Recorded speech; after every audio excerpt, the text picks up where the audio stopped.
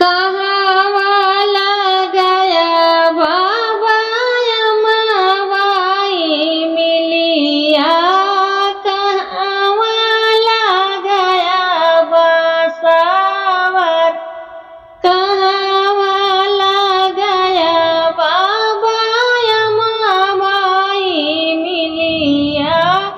कहावाला गया बसावर कहावाला गया बाबा बेली कई फुलावा जे करा सीतली बाया कहावाला गया बाबा बेली कई फुलावा जे करा सीतली बाया दुआरे लगाए बेटी अमावाई मिलिया खिड़की लगाए बसावा दुआरे लगाए बेटी अमावाई मिलिया खिड़की लगाए बसावा दुआरे लगाए बेटी अमावाई मिलिया खिड़की लगाए बसावर आंगने लगाए बेटी बेली कई फुलावा जे करा सीतली बायर आंगने लगाए बेटी बेली कई फुलावा जे करा सीतली बायर हवा पे बोलाई बाबा सुगाना पापीहरा कहावा पे बोलाई का कहावा पे बोलाई बाबा सुगाना पापीहरा कहावा पे बोलाई कहावा पे गूंजे बाबा काला भावरवा जे करा गुना गुने आवाज कहावा पे गूंजे बाबा काला भावरवा जे करा गुना गुने आवाज घना बासावरिया बोलाई सुगाना पापीहारा खिड़की पे बोलाई का घना बासावरिया बोलाई सुगाना पापीहारा खिड़की पे बोलाई का घना बासावरिया बोलाई सुगाना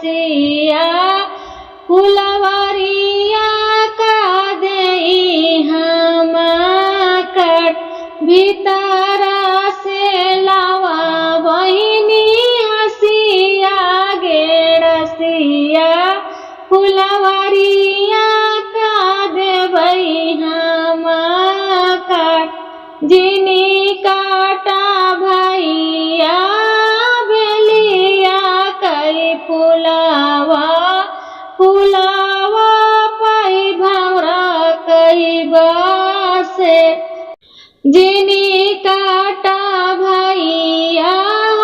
फुला फुलावरिया फुलावता भौरा कई बासर जेनी काटा मोरे भैया फुला फुलावरिया फुलावता भौरा कई बासर काटे जई है फुलावा तव कहाँ रही है भंवरा हई जई है घर से बेघर काटे जई है फुलावा तव कहाँ रही है भंवरा हई जई है घर से बेघर सही काहू बहिनी ना काटब फुलवरिया रही आंगनवा के बीच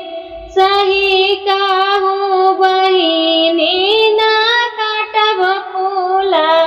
फुलवरिया रही आंगनवा के बीच कहावाला गया बाबा यमावाई मिलिया कहावाला गया बसावार कहावाला गया बाबा अमावाई मिलिया कहावाला गया बसावार कहावाला गया बाबा बेली के फुलावा जेकर